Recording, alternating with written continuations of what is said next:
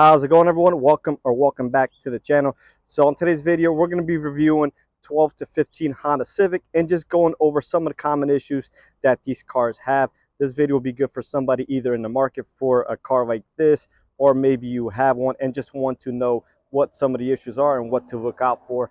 Now, obviously, some of these issues may pertain to everybody. Some of you may have only one or two of these issues. Some of you may have all the issues. Some of you may have had something that I don't mention. Either way, let me know in the comment section down below and we'll talk about it. So that being said, let's go ahead and get started. And just before anything, these are one of my favorite generation Civics. I know they're nothing like special really about them, but they are reliable and they're great looking, with the exception of the 2012, which Honda quickly adjusted in the 13 model year.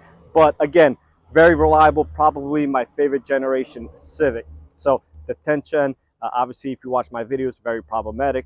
And then the 11th gen, too early to tell, but we'll see. It seems to be on a better track record than the 10th gen so far. But anyways, let's go ahead and get started. So first things first, rotors, they do warp fairly easily. This is a common issue with Honda, so nothing new here.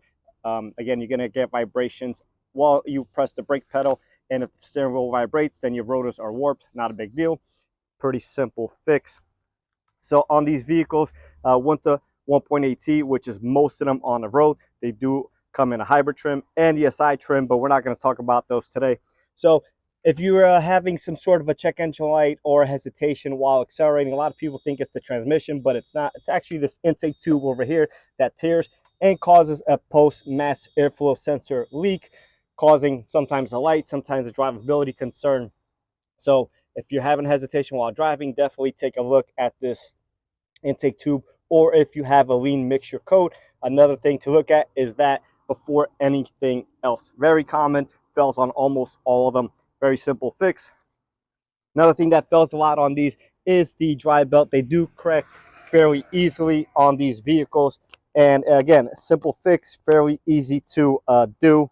And, at that point, you just replace the belt and you move on with your life. Not a deal breaker of any sort. And this one seems to be okay. It does have some minor cracking starting, but nothing too aggressive this far.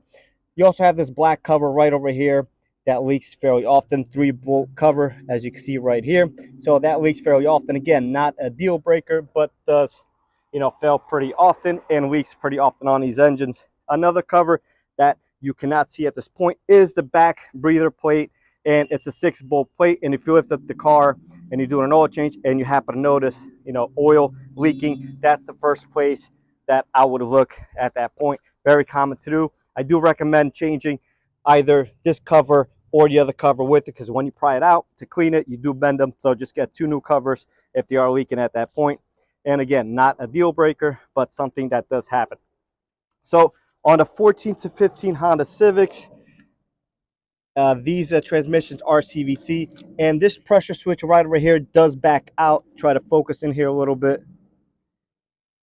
That pressure switch right in here does back out, causes a massive leak, and at that point the car starts driving and you just replace the switch with a new crush washer, and they just come under torqued from factory. Very common and just very easy to fix as well, but that can leave you stranded on the road, so just something you want to note. Likewise, on the same year Civics, and I say same year because before 2014 they did come with an automatic trans, so these are CVT. So this only applies to these years, 14 and 15.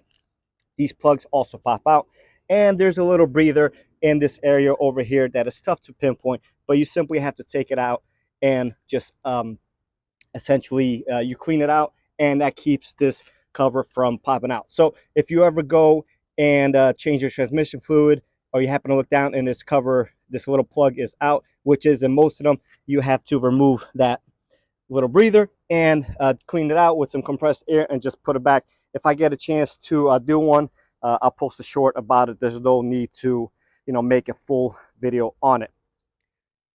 Another thing is the lower engine mount will break very easily. It looks like a dog bone. It's very easy to replace.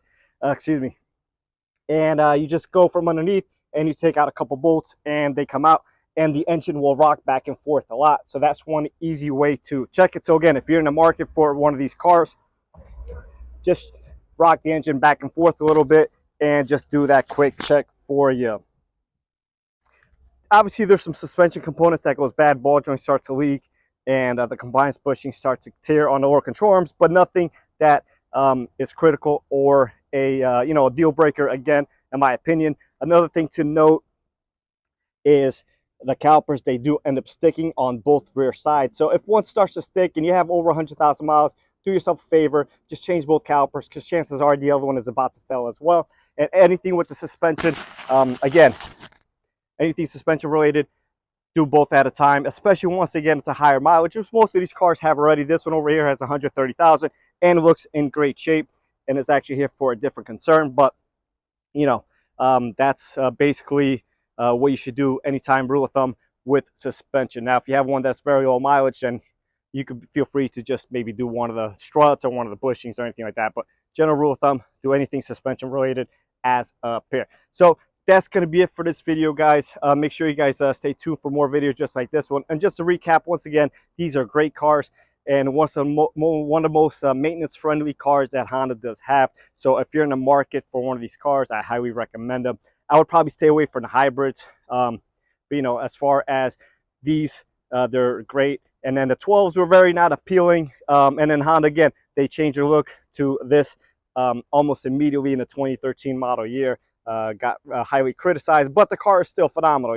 It just wasn't very visually appealing. So with that being said, guys, once again, I'm going to wrap up this video, and make sure you guys stay tuned. I have DIY videos all the time, reviews just like this one, and a simple shorts on a daily basis of what I happen to encounter on work on mostly Hondas and Acuras. So with that being said, guys, I'll catch you guys on the next one.